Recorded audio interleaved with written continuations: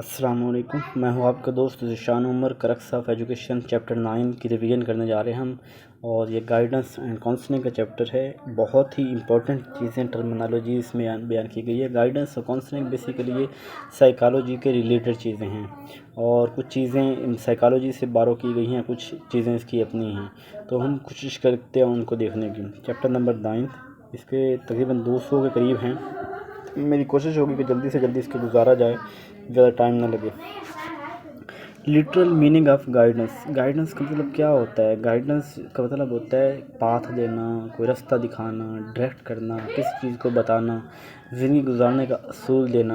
तो गाइडेंस के बहुत से मतलब बन सकते हैं। एक मतलब तो ये भी होता है कि गाइडेंस जो है ना वो जो एडजस्टमेंट के काबिल बनाती है कहीं भी किसी भी जगह पे रहने के लिए। Help given by more experience to less experience. जो ज़्यादा एक्सपीरियंस वाला बंदा लो एक्सपीरियंस को जो मदद करेगा, हेल्प करेगा, वो गाइडेंस होगी। इस तरह help student to understand themself their word, तो ये गाइडेंस होगी। Process of help children develop self control, ये भी गाइडेंस होगी। तो मतलब ये भी और इसके अलावा main purpose of guidance is to develop power of, तो इसका जो मेन पर्पस है वो सेल्फ कॉन्फिडेंस, सेल्फ गाइडेंस। तो बच्चों को जो है ना वो उसको इस काबिल बनाना कि वो खुद को सेल्फ गाइड कर सके। अल्टीमेट एम ऑफ गाइडेंस का मतलब भी यही है कि वो सेल्फ डायरेक्शन बच्चा जो है अपने आप को, लोग जो है अपने आप को सेल्फ डायरेक्शन दे सकें। Guidance helps to student to help themself, वो इस काबिल बनाते हैं गाइडेंस के बच्चे जो है अपनी मदद खुद कर सकें। Guidance help the student in their, तो गाइडेंस जो है मैं पहले बताया है गाइडेंस के मतलब भी है, और गाइडेंस ये काम भी करते हैं कि स्कूल गाइडेंस किसी शख्स को इस काबिल बनाते हैं कि वो अपने आप को किसी माहौल में एडजस्ट कर सके। Role of teacher in guidance is mainly, तो उसको role of teacher in guidance is mainly a helper. जो उसका जो है ना ये गाइडेंस का जो रोल होता है वो बेसिकली हेल्प करना होता है।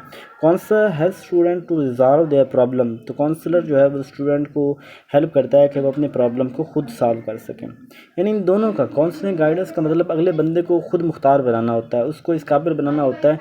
ये नहीं कि मसला हल, बेसिकली उसको इस काबिल बनाना होता है कि वो अपने मसले को समझ सके, अपने मसले को अंडरस्टैंड करके प्रायोरिटी दे सके, एडजस्ट कर सके, अपने मसले को खुद सॉल्व कर सके। ये काउंसलर, उसका मतलब ये होता है।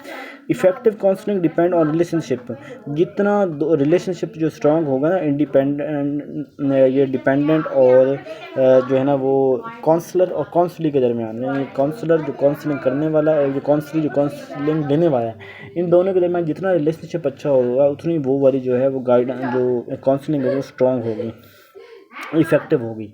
ओरिएंटेशन फेज ऑफ गाइडेंस में भी टर्म्ड एज, ओरिएंटेशन जो है ना वो ग्रुप गाइडेंस, जिसमें बहुत से लोग मिल के, एक होते हैं इंडिविजुअल गाइडेंस, एक होते हैं ग्रुप गाइड। इंडिविजुअल वो होता है जिसमें एक गाइड करने वाला होता है, एक गाइड लेने वाला होता है, और जो ग्रुप गाइडेंस होती है, ओरिएंटेशन जो होती है वो होती है कि जिसके अंदर ज़्यादा लोग होते हैं, ग्रुप गाइडेंस होती है। Case conference is a technique of case conference, basically एक ना फार्मल तरीका है जिसके अंदर जो है ना वो प्रॉपर प्रोसीजर है, टाइम है, क्वेश्चनिंग करते हैं लोग, और वो कहते हैं कि जो केस कॉन्फ्रेंस है ये भी ग्रुप गाइडेंस की है। यानी कि इसके अंदर जो केस कॉन्फ्रेंस है ना, ये कॉन्फ्रेंस का वर्ड भी आ गया तो आपने ग्रुप की तरफ चले जाना है। अब केस कॉन्फ्रेंस वो होती है जिसके अंदर बहुत से लोग बैठे हैं, फार्मल तरीका है, टाइम है, प्रॉपर जगह, और वहाँ पे वो डिस्कस हो रहे हैं, वहाँ पे वो अपने मसाइल को बता रहे हैं, तो ये ग्रुप कॉन्फ्रेंस हो जाएगी, ग्रुप इन गाइडेंस हो जाएगी। Case conference technique is use to, case conference technique कौन सी? ये ग्रुप स्टैंडर्ड, ये स्टैंडर्ड डेवलप करती है। ग्रुप का स्टैंडर्ड मैंने बताया ना, एक फार्मल तरीका होता है, एक प्रोसीजरल चीज़ होती है वहाँ पे ना, ये केस कॉन्फ्रेंसिंग के अंदर। Counselling is one of the service of, counselling जो है ना ये पार्ट है गाइडेंस, गाइडेंस ब्रॉडर टर्म है, काउंसलिंग उसका पार्ट है। Which is broad term, guidance और काउंसलिंग, तो गाइडेंस ब्रॉडर टर्म है। 17 है guidance workers should view school curriculum is, तो mean to an end, mean to an end guidance जो है worker should view school curriculum जो है ना वो एक ज़रिया है जो इख्तिताम पे लेके जाएगा। 18 है idea of guidance consistent with philosophy build upon, तो जो गाइडेंस का जो आइडिया है, idea of guidance consist with philosophy, तो फिलासफी के की तरफ आएगा, तो ये इंडिविजुअल डिफरेंसेस की बात करेगा कि वो हर एक शख्स में जो है ना वो इंफरादी तौर पे कुछ होती हैं, मतलब मुख्तलिफ होती हैं चीज़ें, तो उसको ये लेके चलेगा। Prevent conflict from overwhelming child is purpose of prevent child from, जो एक बहुत ज़्यादा इमोशनल हो जाता है ना बंदा, बहुत ज़्यादा इमोशनल अपने ऊपर सवार कर लेता है, ओवरवेलमिंग हो जाता है, बेकाबू सा हो जाता है, उसको काबू करने के लिए जो है ना वो गाइडेंस की ज़रूरत पड़ती है। Guidance guards it starts a movement emphasising, guidance जो है ना वो इसने स्टार्ट दिया था वोकेशनल एडजस्टमेंट में। यानी वोकेशनल एडजस्टमेंट से बात ये है कि लोगों को किसी जगह जॉब करने में, लोग किसी जगह पे अपने आप को एडजस्ट करने के लिए, तो वो वोकेशनल जो होती है वो एडजस्टमेंट होती है। Student drop out is mostly occur, student का ड्रॉप आउट क्यों होता है? क्योंकि इस वजह से होता है कि उनका उस चीज़ में इंटरेस्ट नहीं होता वो, और जो टीचर है वो भी इंटरेस्ट डेवलप करने में नाकाम रहता है, तो इस वजह से ड्रॉप आउट ज़्यादा होता है। Research show that student drop out related to, तो डिससेटिस्फैक्शन विद स्कूल, स्कूल से डिससेटिस्फाई होता है तो तभी वो जो है ड्रॉप होता है। 23 है guidance activities popular in all school level, जो गाइडेंस की वक्त तमाम स्कूल लेवल पे जो है वो पॉपुलर है, वो अप्रेजल और ओरिएंटेशन है। अप्रेजल से मुराद ये है कि वो तारीफ़ करना, एक्नॉलेज करना, ओरिएंटेशन एक डायरेक्शन देना। तो guidance activity popular in all school level, तो ये अप्रेजल और ओरिएंटेशन आपने याद कर लेना कि ये वाला आता है। इन pre school education guidance focus on, pre school में जो गाइडेंस होती है वो चाइल्ड एडजस्टमेंट होती है कि बच्चा वहाँ पे। गाइडेंस का कंसेप्ट जो है 1905 में दिया था, फ्रैंक पर्सन ने दिया था, यही इसके फादर हैं। और इसके अलावा इसको जो है ना American person and guidance association, ये एक American personal and guidance association, ये एक एसोसिएशन है अमेरिका की, American personal and guidance association. American ACA कहते हैं अमेरिकन काउंसलिंग एसोसिएशन को, ACA American counselling association. In counselling counsellor should establish, counselling के अंदर जो काउंसलर होता है उसके क्या कहो रैपोर्ट विद स्टूडेंट, मतलब ये कि वो जो अपने स्टूडेंट होता है उनके दरमियान अपनी एक ऑनेस्टी, एक वैल्यू बनाता है। यानी रिपोर्ट एक, देखिए आप मेरे से काउंसलिंग लेने आए बैठे हैं, जब तक आपके दिल में मेरी वक़्त नहीं होगी, आपके दिल पहचान नहीं होगी, आप मुझे कैसे आप अहमियत नहीं देंगे। तो रिपोर्ट जो है ना वो पहले बिल्ड करता है। उसके बाद है developing relationship between counsellor and client, client और काउंसलर के दरमियान जो रिलेशनशिप है ये किससे होता है? ये रिपोर्ट से होता है। यानी जो अगर अच्छी रिपोर्ट होगी, अच्छा इमेज होगा उसका, तो अच्छा ताल्लुक पैदा होगा। Teacher should guidance cases to, teacher को अपने गाइडेंस किसे सेंड करना चाहिए? काउंसलर को सेंड करना। हर इदारे में कोई ना कोई एक काउंसलर होना चाहिए ताकि वो जो मसाइल इस तरह के आते हैं वो इन मसाइल को हल कर सकें। In case conference all members are encourage to, case conference में तमाम मेंबर्स को इनकरेज किया जाता है कि पार्टिसिपेट इन डिस्कशन, के वो डिस्कशन में पार्टिसिपेट करें। ये कि मैंने वो बताया ना कि आप केस कॉन्फ्रेंस एक ऐसी जिसमें सभी ग्रुप होते हैं, तो वो सभी को मौका मिलता है कि वो अपनी राय का इजहार करें।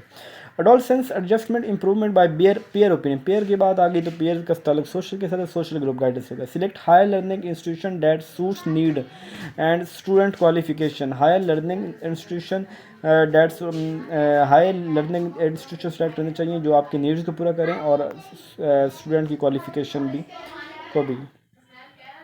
34 है most detailed and satisfactory source of occupation for people, तो मोस्ट डिटेल और satisfactory source of occupation for people, के लोगों के लिए जो है ना वो सेटिस्फैक्ट्री शोबा हो, पेशा हो उनका जो उनको सेटिस्फाई करे, तो ये ऑक्यूपेशनल मोनोग्राफी हो गई।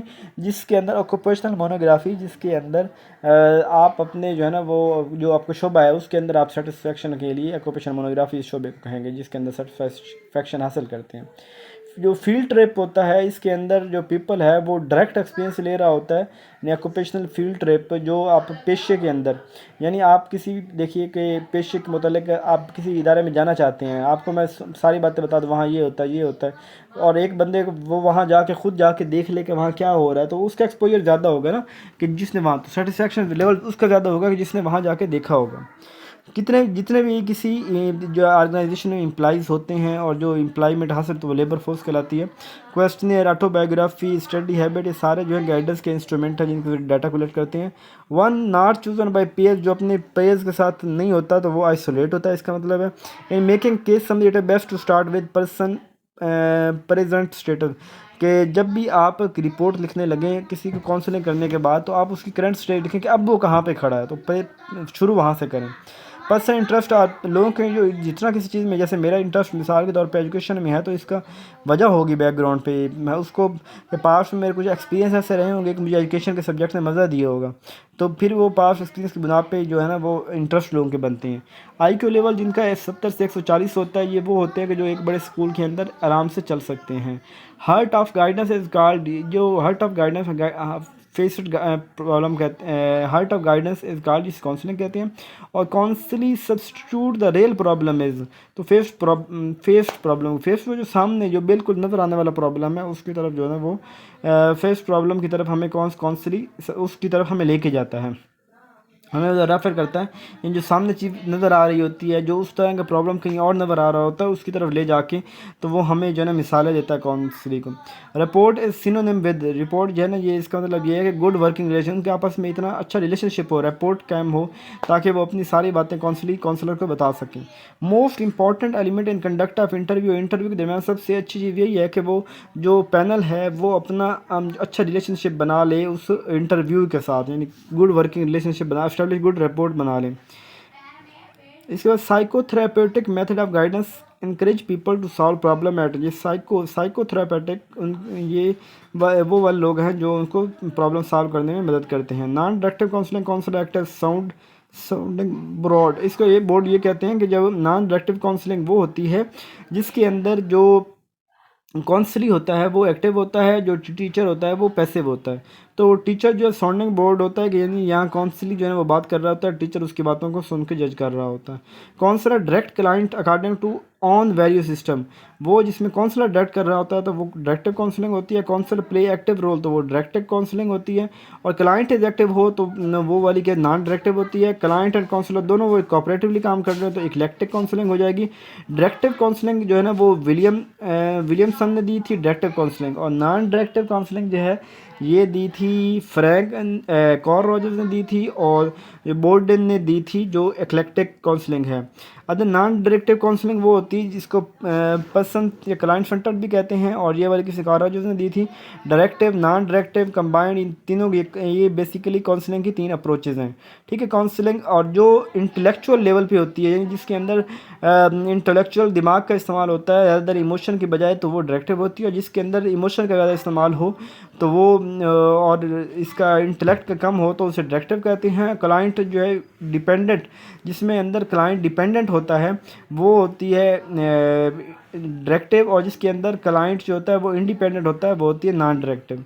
काउंसलिंग इफेक्टिवनेस कैन बी जज through effectiveness of subsequent life, counselling effectiveness can be जज थ्रू, जो काउंसलिंग की इफेक्टिवनेस है वो इसे जज जा सकती है कि उसकी जो लाइफ जो है वो कैसे जा रही है सब्सिक्वेंट, और कैसे उसके नेक्स्ट चलेगी। 62 responsibility of good guidance program lies on school administration, जो अच्छी हो ना तो गाइडेंस अच्छी प्रोवाइड हो सकती है। Service most neglected in school, तो ये कम्युनिटी सर्वे जो है ना ये सोसाइटी का सर्वे करना, लोगों को क्या मसाइल हैं, क्या स्टूडेंट क्या प्रॉब्लम है, तो ये वाली चीज़ जो है वो इग्नोर की जा रही है। और जो गाइडेंस में जो चीज़ यूज़ होती है एवेलुएट करने के लिए क्वेश्चनर होता है। ड्रीम की बात जो करता है ना, ख्वाबों की बात, ये साइको सिगमंड फ्रॉड करता है, तो ड्रीम का एनालिसिस साइको फ्रॉड करता है। अच्छा, कुछ चीज़ें ये अब टर्मिनोलॉजीज़ हैं, रिग्रेशन, अल्टरेशन, इस तरह की चीज़ें हैं, प्रोजेक्शन, ये वाली सारी चीज़ें आती हैं वहाँ से सिगमंड फ्रॉड के 14 पॉइंट्स जो हैं उसमें से आती हैं। तो कहते हैं attributing bad own qualities to other by client, कि अपनी बुरी खसूसियात को किसी दूसरे के ऊपर चाहिए, प्रोजेक्शन होता है किसी दूसरे के ऊपर डालना। अनकॉन्शियस थाट्स की बात करता है, साइको एनालिसिस करते हैं। और साइकोथेरापी जो होती है ये इमोशनल अपसेट्स होता है। साइकोथेरापी क्या होती है, ये इमोशनल अपसेट्स जो बंदा हो तो उसको साइकोथेरापी प्रोवाइड किया। Play therapy emphasize physical activity, तो इससे इमोशन होता है। प्ले थेरापी वो है जिसमें यानी फिजिकल एक्टिविटी के जरिए हमारे इमोशन को कंट्रोल किया जाता है। थेरापी बेसिकली ये होता है कि इमोशन को कंट्रोल करना होता है, और वो जो प्ले थेरापी हो इमोशन को कंट्रोल करे उसे कहते हैं इमोशन, और वो जो साइकोथेरापी इमोशनल अपसेट को होता है। एम्फसाइज रोल ऑफ स्टोरी, जिसमें स्टोरी हो, ऑथरशिप शिप लैंग्वेज, तो ये नरेटिव थेरापी होती है। वो बिलीव डैट वुमन वाइज, जिसके अंदर औरतों की बातों की अहमियत दी जाए, वैल्यू, जिसे फेमिनिस्ट थेरापी कहते हैं। वो therapy focused learning positive negative री इन्फोर्समेंट की बात, तो ये बिहेवियर वाले री इन्फोर्समेंट वाले थे ना, तो ये बिहेवियर हो जाएगी। फोकस ऑन फैमिली इंटरेक्शन, तो फैमिली सिस्टम थेरापी हो जाएगा। Focus is made on independent individual, एक इंडिपेंडेंट, तो ये भी फैमिली वाला हो जाएगा कि इंडिविजुअल, फैमिली की बात हो रही है तो फैमिली सिस्टम थेरापी हो जाएगा। Focus on disputing thinking, intellectual के साथ ताल्लुक है, दिमाग के साथ ताल्लुक है, तो कॉग्निटिव बिहेवियर थेरापी हो जाएगी। अदर नेम एडलेरियन, ये एडलर की थ्योरी थी जिसमें वो इंडिविजुअल की बात करता है, इंडिविजुअल की, तो ये इंडिविजुअल साइकोलॉजी हो जाएगा। एम्फोसाइज अनकंडीशनल पॉजिटिव रिवार्ड, ये तो पर्सन सेंटर थेरापी हो जाएगी। कार्ल रॉजर्स ने दी थी, वो पर्सन सेंटर थेरापी दी थी। पर्सन सेंटर थेरापी जो है वो client centre therapy is synonym to client centre therapy है।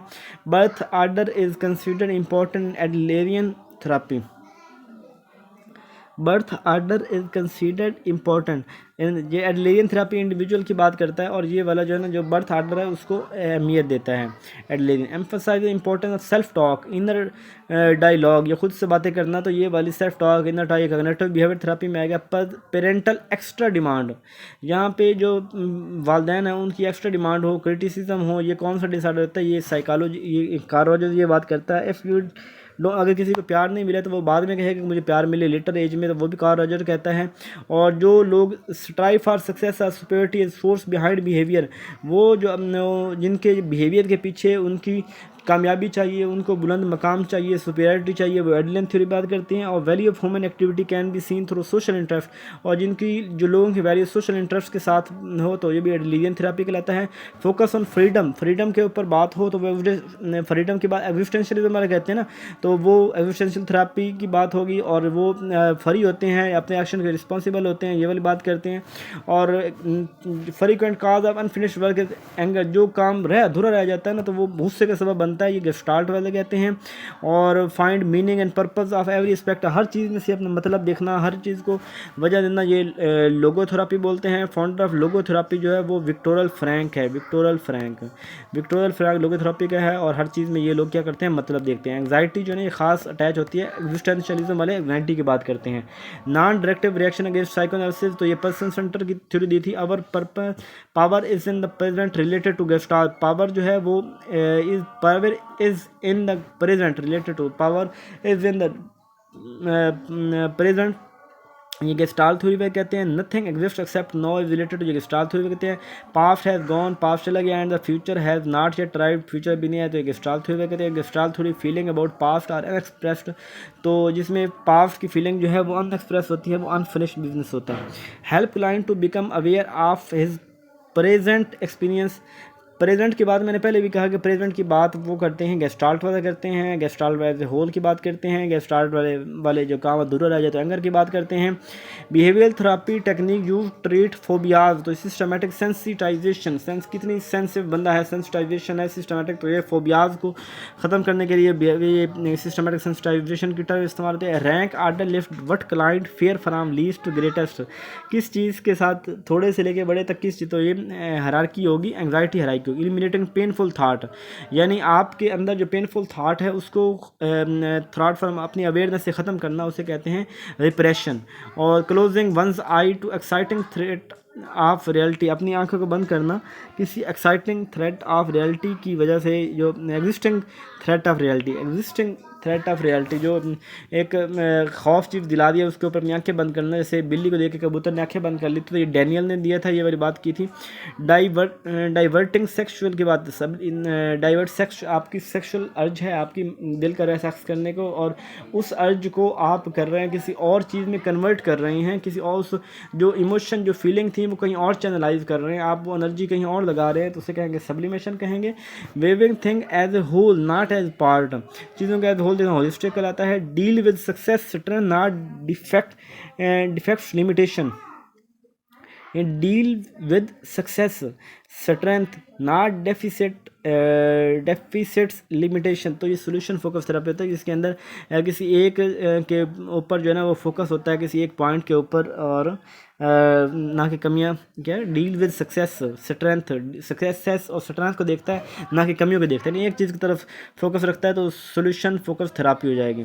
Guidance help student to have good career and academic choice, ठीक है, अच्छा करियर हो, आपकी एकेडमिक भी अच्छी हो। और ये अथॉरिटेरिज्म वाली जो टर्म थी ये फोरम ने दी थी, ये एक मतलब इंसान का नाम है, बंदे का नाम है Fromm, authoritarian. Technique use to prevent, जो एंग्जाइटी को ख़त्म करने के लिए वो अथॉरिटेरिज्म वाले इससे इसको ख़त्म किया जा सकता है। बिहेवियर की बात बिहेवियर काउंसलिंग हो जाएगी। पेरेंटल की बात जो है वो parental and control their attention, वो कॉग्निटिव हो जाएगी, जब कॉग्निशन या अटेंशन थॉट के साथ ताल्लुक है। Technique of free association is related to psychoanalytic free साइकोलो एनालिटिक थ्योरी में फ्री एसोसिएशन की बात होगी। मेक अनकॉन्शियस साइकोएनालिटिक वाली बात करते हैं। एड इकोजोबर इक्वल्स अनकॉन्शियस ड्राइव्स हैं और ये भी साइकोएनालिटिक वाली बात करते हैं। एड से मुराद ये होता है जिसमें प्लेजर प्रिंसिपल होता है, जिसमें हम जो दिल करता है हम करें। ईगो वो होता है जिसमें हम दरमियान में होते हैं, मीडिएटर होते हैं, चाहे अच्छे की तरफ जाएँ या बुरे की तरफ जाए, या प्लेजर या खुशी देखें या अखलाक देखें। और सुपर में हम मोरल और परफेक्शन की तरफ जाते हैं। मोस्ट इंपॉर्टेंट फ्राडे का जो मोस्ट इंपॉर्टेंट कंसेप्ट है वो ये अनकॉन्शियस माइंड है। फ्राडे जो मोस्ट कंट्रोवर्शियल थ्योरी उसकी थी वो इलेक्ट्रा कम्प्लेक्स था। ये जो सेक्स के लिहाज से उसने कहा था कि जो बच्ची है वो अपने वालिद के साथ ज़्यादा अटैच होती है और जो बच्चा है वो अपनी वालदा के साथ, तो इस तरह की जो बुरी बातें उसने की थी वो इलेक्ट्रा कम्प्लेक्स वाली बातें। फादर ऑफ रियलिटी थेरापी एक थियरी जो काउंसलिंग में ना ये कुछ 5-6 पॉइंट्स हैं, तो ये रियलिटी एक थेरापी होती है, विलियम ग्लासर ने दी थी। और यानी इसके अंदर वो जो चॉइस शामिल होती हैं, उस ये थ्योरी जो बेस करती है वो चॉइस के ऊपर बेस करती है। रैशनल इमोटिव बिहेवियर थेरापी, ये रैशनल इमोटिव बिहेवियर थेरापी ये दी थी अल्बर्ट एलिस ने। Rational emotive behaviour Albert Ellis ने दी थी। अच्छा, ये ABC अप्रोच क्या कहते हैं कि एक्चुअल इवेंट बिलीव कंक्लूजन, इसे ABC बोलते हैं। रैशनल इसको छोड़ दें ये तो वैसे ही। आगे आता है change in the person when he contacts with another culture, जब कोई शख्स अपने अंदर तब्दीली लेके आए, जब वो किसी और कल्चर से कंटेक्ट करे वहाँ से, तो अकमुलेशन कहते हैं, लरेशन कहते हैं। अप्रेजल्स ये असिस्मेंट का एक तरीका है तारीफ करना से। Whatever come to mind, जो दिल में आता है वो क्या देना, ये फ्री एसोसिएशन कहलाता है। दो लोग सिम्पोजियम कहते हैं कि जिनका आपस में ताल्लुक कोई ना हो, यानी दो लोग आपस में रिलेशनशिप काम करते हैं अपने मफाद की बुनियाद पर, लेकिन उनके अंदर कोई कुदरतन कोई दोस्ती वगैरह नहीं होती, इसे सिम्बोसिस कहते हैं। Action taker for self benefit and, अपने तो ईगोइज्म कहते हैं कि अपने बेनिफिट मफाद की खातिर जो एक बंदा करता है, और जब किसी दूसरे के फ़ायदे के लिए कर रहे होते हैं अल्ट्रुइज्म बोलते हैं। Act of kind that benefit other, तो प्रो सोशल बिहेवियर जो है वो। Father of individual psychology, father of जो है वो एडलर होता है। और restating client message in own words, किसी क्लाइंट का मैसेज अपने अल्फाज में बयान करना, उसे पैराफ्रेजिंग कहते हैं। मैनिफेस्ट कंटेंट ऑफ ड्रीम जो ड्रीम जिसका मतलब वाज़ी होता है उसे कहते हैं सर्विस मीनिंग ऑफ ड्रीम, और जिसका मतलब वाज़ी नहीं होता उसे कहते हैं hidden meaning of dream. Talking about difficulty to eliminate emotion, किसी भी जो इमोशन हमारे हैं उनके अंदर जो डिफिकल्टी है उसको ठीक करने के लिए कैथारसिस का अमल होता है। Similar to catharsis in which violent emotion, जिसके अंदर हम अपने जो वायलेंट इमोशन जिन्होंने हमें तंग करके रखा हुआ है उनको निकालने का जो अमल है उसे कहते हैं एब रिएक्शन, नेगेटिव इमोशन को ख़त्म करना। 136 है a true feeling of counsellor about the client feeling, तो इसे एक्यूरेट एम्पैथी कहते हैं, यानी ट्रू एम्पैथी जिसके अंदर ट्रू फीलिंग होगी। डिसफेवर में ये होता है कि regression, disfavour the advice giving, जो एडवाइस मिली है उसे डिसफेवर करना उसे रिग्रेशन कहते हैं, ये भी उधर साइकोएनालिसिस से लिया गया है। Describing internal thought feeling by client, उसे इंट्रोस्पेक्शन कहते हैं। Man hates boss but kick dog, ये डिस्प्लेसमेंट का असूल है। और सोर ग्राफ्स रैशनलाइजेशन याद रख लेंगे, जिसके अंदर अंडर रेटिंग रिवार्ड, जिसके अंदर जो रिवार्ड तो उसको अंडर रेट करता है। और स्वीट लेमन रैशनलाइजेशन, जिसमें रिवार्ड को वो ओवर रेटिंग करता है। Client refuse to follow counsellor direction, वो रेजिस्टेंस होता है जिसमें वो करता है। और इफेक्टिव ओपनिंग एक्सप्रेस इस फीलिंग अपनी एक्सप्रेस करता है अपनी फीलिंग को, इसे ट्रांसफ़र कहते हैं, आगे करता है। Client express feeling under counsellor influence, client जो है वो अपनी फीलिंग बताता है काउंसलर के इन्फ्लुएंस के बाद, तो उसे कहते हैं काउंटर ट्रांसफेरेंस। ट्रांसफर यही था ना कि अपनी फीलिंग को बताना, और तब वो अपनी फीलिंग बताए जब काउंसलर उसके साथ ताल्लुक, तो ये काउंटर ट्रांसफेरेंस कहलाएंगी। और जब भी हम किसी चीज़ का ट्रीटमेंट किसी शख्स से कर रहे होते हैं तो उससे पहले वो जहाँ पे जिस इमोशनल स्टेज पे या जिस बिहेवियर के वो स्टेज पे खड़ा है तो उस स्टेज को हम बेस लाइन कहते हैं। Finding satisfaction in other people, दूसरे में सेटिस्फेक्शन तलाश करना ये कहलाती है एक्सट्रोविजन, और ख़ुद में तलाश करना है वो इंट्रोवर्जन कहलाता है। Adler believe that people wish to belong, social connectedness, कि लोग जो है वो सोशल के साथ, वैसे इंडिविजुअल की बात करता है और लेकिन वो कहता है कि लोगों का दिल करता है कि वो सोशल कनेक्टेडनेस की बात करे। पैराडॉक्स कहते हैं ख़राब, asking client to purposely engage in maladaptive behaviour, तो जो बिहेवियर ठीक ना उसके में इन्वॉल्व होना, या asking client to purposely engage के किसी बुरे अमल में इन्वॉल्व हो जाओ तो इसे पैराडॉक्स कहते हैं। और इसने जो first therapist who relied on paradox, Adler जो है ना, इसने पैराडॉक्स के ऊपर, यानी एडलर इंडिविजुअल की थ्योरी देता है। एडलर कहता है कि लोगों का दिल करता है कि वो सोशल कनेक्टेडनेस हो। एडलर को जो और जो मल एडजस्टमेंट, जो तरीके ठीक नहीं हैं उनकी जो तरफ जो माइल करता है वो एडलर करता है।